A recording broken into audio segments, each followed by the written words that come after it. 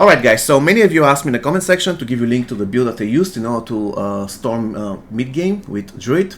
Actually, I had zero issues mid-game. As you saw, I almost one-shotted the boss at level 56 of the capstone dungeon boss, and I'm convinced that I could have one-shotted it if I did a slight change to my build. Anyways, now the thing is, this is more or less the intact build that I used mid-game. There are only two changes. The first one is that I changed my pants. They're not really the best, that's why I didn't use any imprinting on it, but it is what it is. And I am using currently better weapon. But at the end of the day, I used the same aspect on my previous weapon. The only difference was that the previous weapon was sacred. This one is ancestral. When it comes to the spirit boons, I'm using wariness, critical strike chance, even though if I'm to run Nightmare Dungeon now, I'll be getting 14% maximum life. I'm taking critical strike damage, I'm taking Pack Leader, that's pretty important, so that your Poison Creeper can reduce its cooldown itself, very strong. And here, Calm Before the Storm, if you want, you can use Obsidian Slam mid-game so that your abilities can overpower. That's very, very powerful. In terms of the gear I'm using, Vasili's Prayer and Insatiable Fury. As you see, I got them level 54 and level 52 and level 54. If you don't have them, you can use anything else, it doesn't really matter. However, it's going to be very important to get the 3 ranks to landslide on your gloves. Currently, my gloves suck.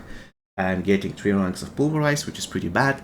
The reason why I'm still wearing those gloves is because they give critical strike chance, max roll, and I'm getting the aspect that makes the whole thing pretty strong. This is the main reason why I'm having those gloves in the first place. For the pants, you can imprint everything that gives you survivability. More or less that's it. Here, damage from Earth skills slow enemies hit by 50%. That's important because you're doing so much more damage to crowd control enemies. So if an actual enemy is slowed, he counts as a crowd control. If you don't have those, you can use the ones that give +2 ranks of all Earth skills if you have 45. For the amulet, Trample now summons 6 landslides. This is paramount for the build, you cannot go without it. However, when it comes to the Vicious Heart that I have socketed, it's not that great. I'm still to test it further, but at this point it's not really amazing. Probably to become amazing later in the game, but for now it's just okay.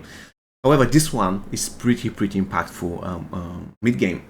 For one thing, again, if I cast a Storm skill, I get a 42% critical strike damage, so every single time when I press Hurricane or I use Storm Strike, I'm getting a 42% critical strike damage.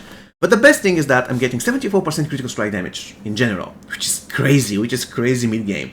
I don't know how strong it's going to feel late game. Currently, it just feels okay. You can feel that the power drop, but like mid-game, it is crazy strong. So make sure to use this Vicious Heart.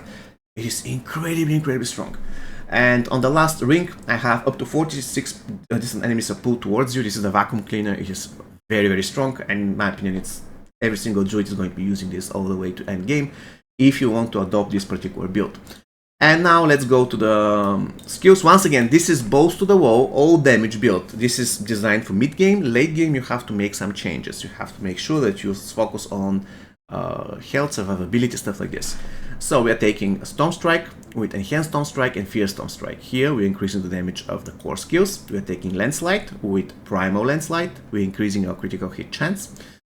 We are completely missing the defensive stuff, which should be a big error, and you shouldn't do that late game, but mid game is okay. We are taking Poison Creeper with Enhanced Poison Creeper and Brutal Poison Creeper. We are taking Hurricane with Enhanced Hurricane and Savage Hurricane. We are taking all points here when it comes to the Earth skills, and we're taking Envenom. 3 ranks there. We're taking Trample, we're taking Enhanced Trample and Savage Trample for 40 Spirit Generation every single time when you use it. That's absolutely crazy. Here, we are taking Petrify with Supreme Petrify, we are taking Defiance, we are taking Natural Disaster and Resonance. Here also we are taking Heightened Senses. It is not really paramount, but if you want, for instance, you can take those two. But the thing is, at mid-game I didn't ever use any defensive skill, so I had to allocate a point somewhere. Or if you want, of course, you can allocate them in Fortify.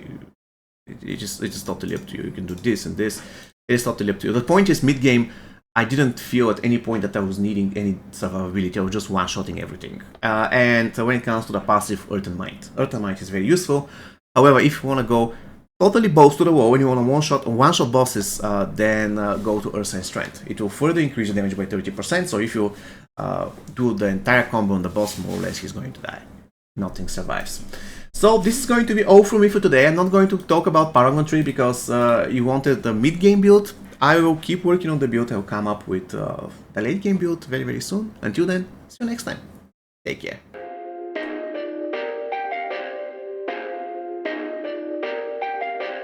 Perfect.